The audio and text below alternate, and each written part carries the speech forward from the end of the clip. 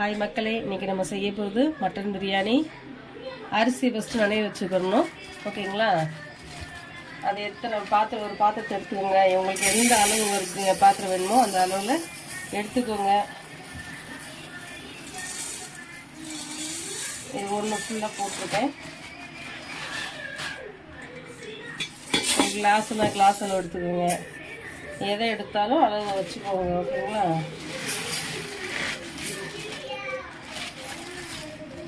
அரிசி 2 கிலோ அரிசி இதுக்கு 1.5 வந்திருக்கு, ஓகேங்களா? ஒரு 2 தண்ணி கழுவிட்டு இந்த நனைய வச்சுக்கோங்க. அதுக்கு அடுத்தடுத்து நான் சொல்லிட்டு இருக்கேன். கிட்டத்தட்ட அரிசி அளந்தோம் இல்லையா, 1.5 கிண்ணத்துக்கு அளந்தோம். இப்போ இதை தண்ணி 2.5 ஊற்றணும். அதுக்கு மட்டனில் கொஞ்சம் தண்ணி இருந்துச்சுங்களா, அதனால் அரையை கட் பண்ணி 2 இது தண்ணி ஊற்றினா போதும், ஓகேங்களா? இது 2வது கிண்ணம், 2 கிண்ணம் தண்ணி தான் ஊற்றிருக்கேன். அந்த மட்டனில் கொஞ்சம் தண்ணி இருந்ததால 2 கிண்ணம் போதும், ஓகேங்களா? 1.5க்கு கணக்கு பார்த்தா 1.5க்கு 3 வைக்கணும். பாசுமதி ரைஸுனால 2.5 வைக்கணும். அந்த 2.5யும் நான் இப்போ மட்டனில் தண்ணி இருந்தனால 2 தான் வச்சுருக்கேன். இதான் அளவு. இன்றைக்கி நம்ம செய்ய போகிறது மட்டன் பிரியாணி. 2 கிலோ அரிசி 2 கிலோ கறி போட்டு செய்கிறேன். அதுக்கு இப்போ 150 கிராம் எண்ணெய் ஊற்றிருக்கோம். அதுக்கடுத்து தேவையான பட்டை, கிராம்பு, அன்னாச்சி முக்கு, மரத்தி முக்கு, அன்னாச்சி பூ, கடல் பாசி எல்லாம் போடுறோம், ஓகேங்களா?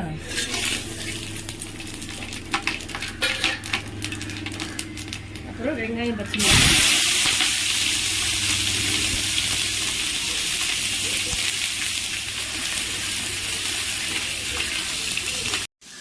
ஒரு கிலோவுக்கு இப்படி ஒரு கை உப்பு வரணும்னா சரியாக வரும், ஓகேங்களா?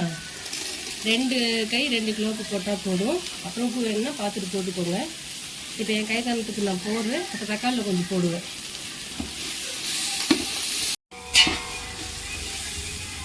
இஞ்சி பூண்டு பேஸ்ட்டு போடணும். 50 கிராம் பூண்டுன்னா 40 கிராம் இஞ்சி. இப்போ போட வேண்டியது 4 ஸ்பூன் இஞ்சி பூண்டு பேஸ்ட்டு. பூண்டு பச்சை வாசனை போகிற வரைக்கும் வதக்கிட்டு தக்காளி போட்டுருவோம்.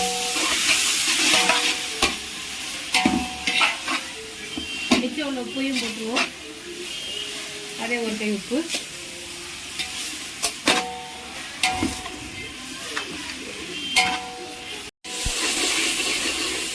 புதினா கொத்தமல்லி போட்டுருவோம்.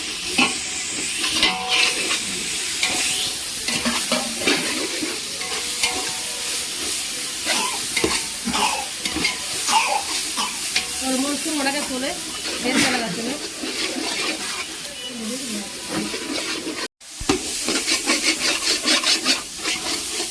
ஒரு 1/2 ஸ்பூனு வீட்டு மிளகாத்தூள். டேஸ்ட் விடுவோம்.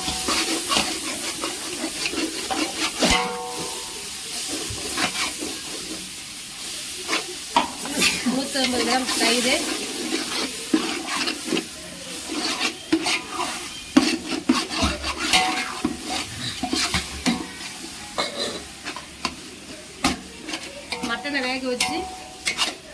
மட்டனை வேக வச்சு 2 விசில் விட்டு வச்சுருக்கோம், ஓகேங்களா? அது போட்டுருவோம்.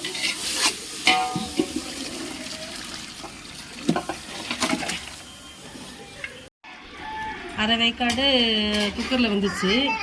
அரை வேக்காடு இதிலே உப்பு காரம் எல்லாம் பிடிச்சிடும், சரிங்களா?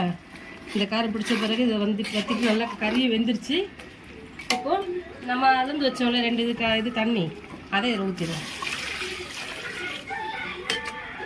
கிண்டி விட்டுட்டு மூடி விட்டு கொதிக்க விடும்.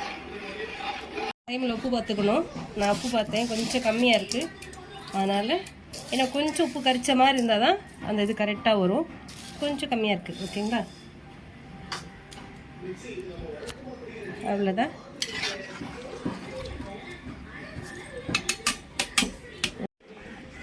ஊற வச்சு தண்ணியை வடிகட்டியாச்சு. வடிகட்டின அரிசி போட்டுருவோம். இப்போ தண்ணி நல்லா வற்றிட்டு எனக்கு தம் போடணும். இப்போ கொஞ்சம் கொத்தமல்லி கருவேப்பிலை போடணும்.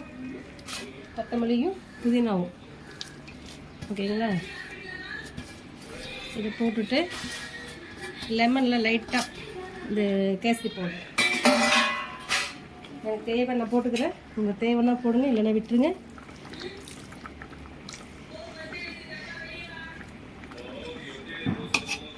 அவ்வளோதான். அப்படியே இது தம் போட்டுருவோம், ஓகேங்களா?